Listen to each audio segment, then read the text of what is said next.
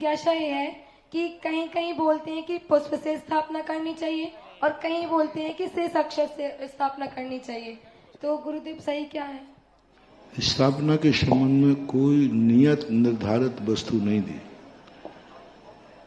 पूज्यवर चामुंड राय आचार्य महाराज ने 4 साल के अंदर तंदुल की स्थापना करने का उल्लेख किया है कि तंदुल आदि में स्थापना करना चाहिए।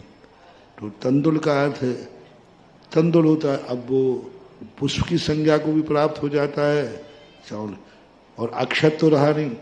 तंदुल अलग है, अक्षत अलग है, पुष्प अलग है। तंदुल चावल को बोलते हैं, अक्षत का नाम चावल नहीं है। अक्षत का अर्थ होता है जो अखंड, जिसे तोड़ा न जा सके सामान्य रूपों से, वस्तुता पूछा जाए तो अक्षत डायमंड का नाम है। अब डायमंड तो क्या कर दिया अपन ने, डायमंड जैसा सफेद चावल होता है ना, तो चावल ले लिया। पुष्प के स्थान पर पुष्प ही होना चाहिए। अब पुष्प के स्थान पर स्थापना कैसे करें? पुष्प तो कौन से फूल से करें? गुलाब के फूल से, कमल के फूल से, किससे करें? इसलिए पुष्प की स्थापना नहीं बताई थी। पुष्प की स्थापना बताई नहीं क्योंकि पुष्प वनस्पति काय है, वो खुद अपने आप में उसमें जीव है। जिसमें पहले से ही कोई जीव हो उसमें दूसरे की स्थापना नहीं की जाती है। स्पष्ट कहा है, जो एक बार किसी ने स्थापित कर दिया उसमें दूसरी स्थापना नहीं की जा सकती। तो जो वस्तुतः पुष्प होते हैं इनमें तो सचित्र हैं, ये जीव हैं, और जीव जब उसमें है, पहले से ही साक्षात है, तो फिर साक्षात में स्थापना नहीं की जाती। और अक्षत में हम स्थापन नहीं कर सकते क्योंकि चावलों में अक्षत की स्थापना हो चुकी है।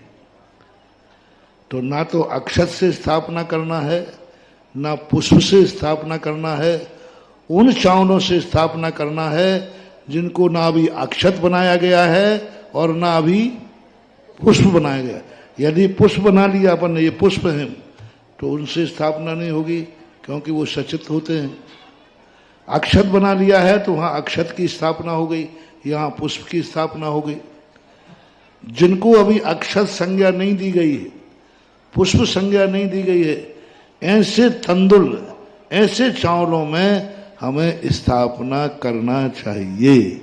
क्योंकि डबल स्थापना नहीं, जब वो चावल ही थे कि नहीं, और आपने क्या कह दिया अब ये अक्षत है, तो चावल में किसकी स्थापना हो गई?